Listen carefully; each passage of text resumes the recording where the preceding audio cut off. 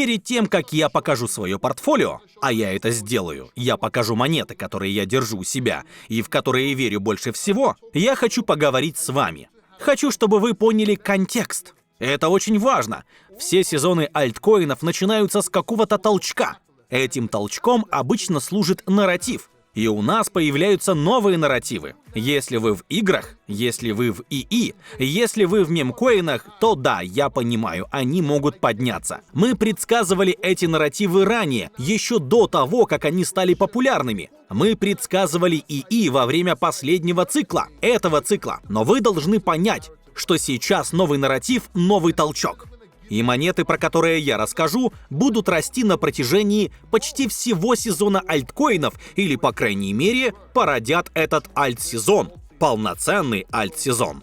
Редакция сайта Crypto.ru перевела для вас видео с канала CryptoFactor, в котором автор рассказывает про сезон альткоинов и то, какие монеты он держит в портфеле. Подписывайтесь, чтобы лучше разбираться в крипте. Монета Aster по сути породила нарратив DEX, децентрализованных бирж. Да, я знаю, что первой была Hype. Это своего рода голубая фишка. У нее лучшая технология, лучшее доказательство концепций.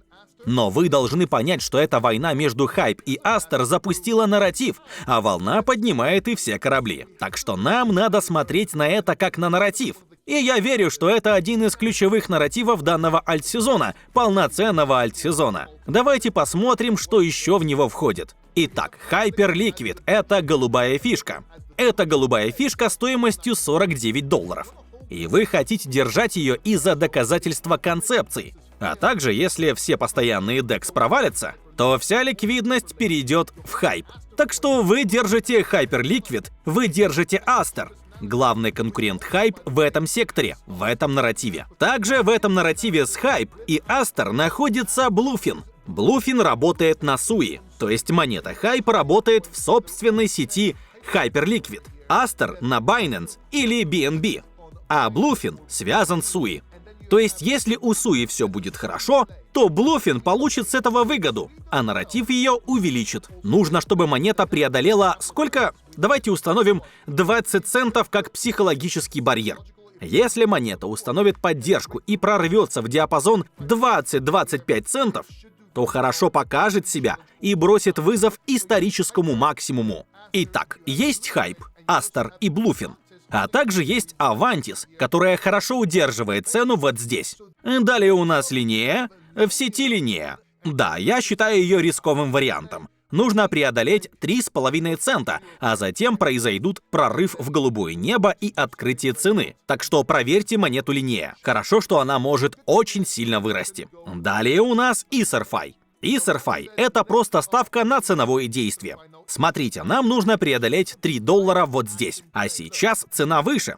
Она поднимается из-за нижнего диапазона. И я верю, что во время полноценного альт-сезона цена может преодолеть $3. И если она достигнет этого уровня, то может протестировать исторические максимумы в $8. Сейчас монета стоит $1.80. Я думаю, что она заслуживает быть в вашем портфолио. Цена упала на 71%, но в вашем портфолио должны быть рисковые варианты. Я держу вот этот. По той же причине я держу Escena. Escena испытывает проблемы с преодолением 81 цента. Но как только она это сделает и создаст поддержку, следующий уровень $1.20. Окей, исторический максимум $1.40. Но я верю, что монета может преодолеть $1.20. И когда это произойдет, а я так думаю, монета может очень хорошо себя показать. И я не буду подробно говорить о том, что делают EtherFi и Escena. Я говорил о них в других роликах.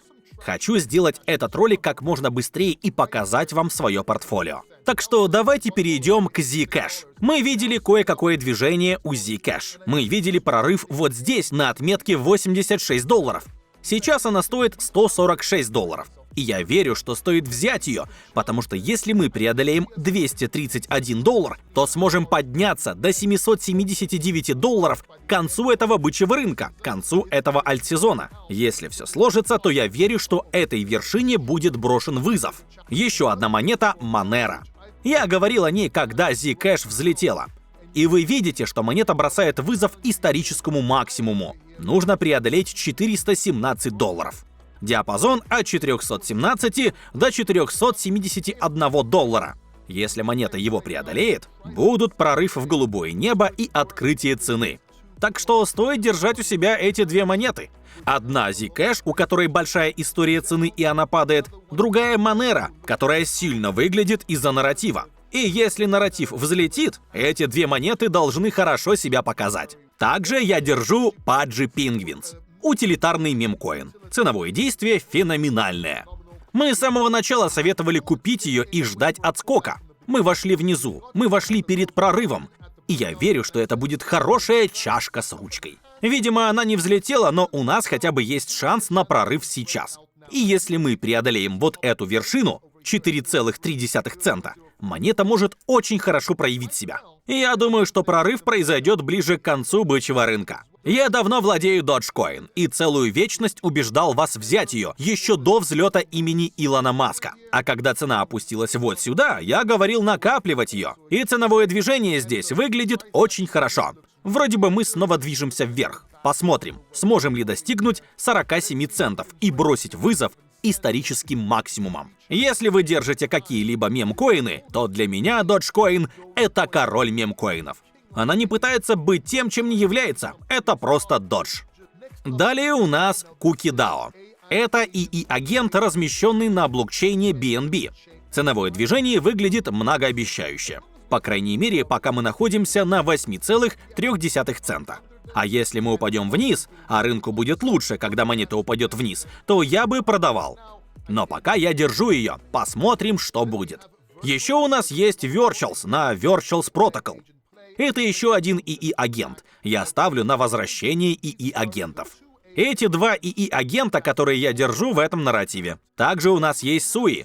Я поговорю о Sui и еще нескольких монетах с высокой капитализацией, а потом вернусь к низким. Но я все еще верю, что Sui вырастет подобно Solana и получит долю рынка. Если не на этом бычьем рынке, то на следующем. Итак, Sui сейчас стоит $3.60.